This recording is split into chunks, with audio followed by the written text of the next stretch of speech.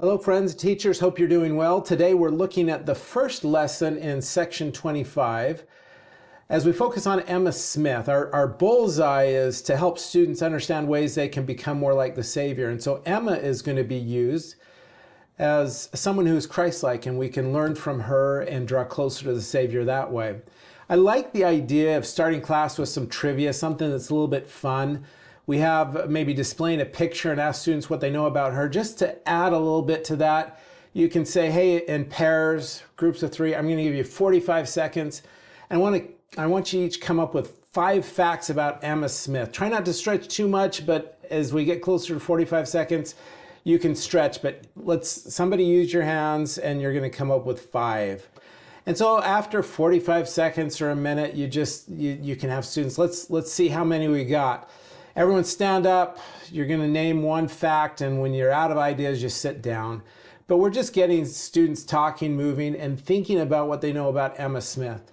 It could be good at that time. There's a good supplemental video at the end of the lesson, an elect lady, just a couple minutes long. You might say, okay, we've got 5 things. We're going to just watch a little dramatization now of some events in Emma Smith's life. See if you can come up with 5 more things as you watch this. It's always a good idea when we turn to the scriptures or watch a video or look at a quote to say, let's find something in here. Let's have a reason to watch this or a reason to read this. And so I like that as just a general introduction to Emma.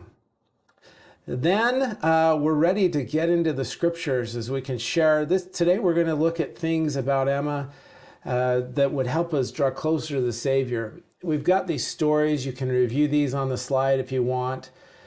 But to look in verses 1 to 3, and let's just have students find and mark. Can you find anything that tells us how the Lord felt about Emma? Would you just mark that in your scriptures? So students have a reason to look, a reason to do something. We've got a second one here too as we go on.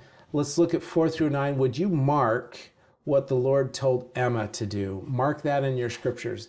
So every student is reading, every student is searching, every student is marking, and then every student can share. You just simply have to ask, so what did you find? What did you mark? What stood out? Why did you mark that? We have something to do if we get everybody doing that. Now this lesson has a pretty thorough little activity where we invite students to get into little study groups and have 3 or 4 study stations placed around the room. This is a good opportunity to have them move and to do things. Now, some of you like groups and find that they're effective with your class, and others may feel that groups don't work as well. Here's an alternate idea for this. I do like the idea of study stations and 4 of them instead of 3 even.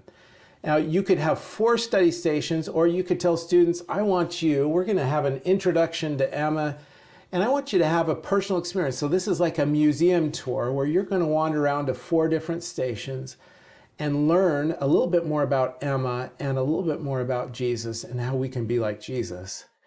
And so you could actually print off these instructions a few times so that students could have their own study station. It could be in your room, it could be scattered throughout the church or wherever you are.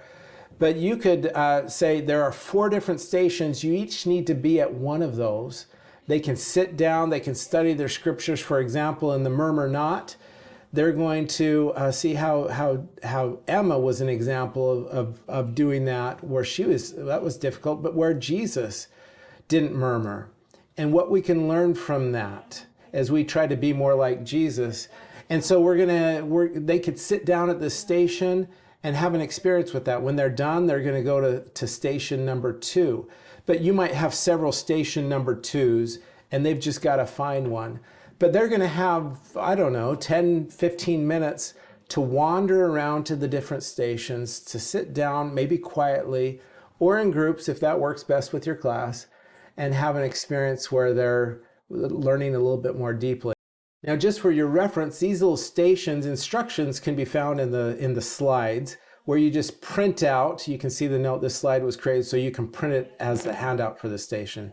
So you got station 1, station 2, you can print out. It's all there for you. This is in the notes below. Station 3, and then the station 4 is in the supplement down towards the bottom. but you can print those out, several copies if you have lots of students, and let them have an experience. The final thing that we do is after they've gone to all 4 stations and maybe they've written answers and taken notes in their journals, you decide whether you give them a piece of paper or they do that in their journal. You might invite them to share with the class what stood out to them as they studied. What was your favorite thing? What station did you like the most? What about Emma was most impressive as you seek to be like Jesus Christ?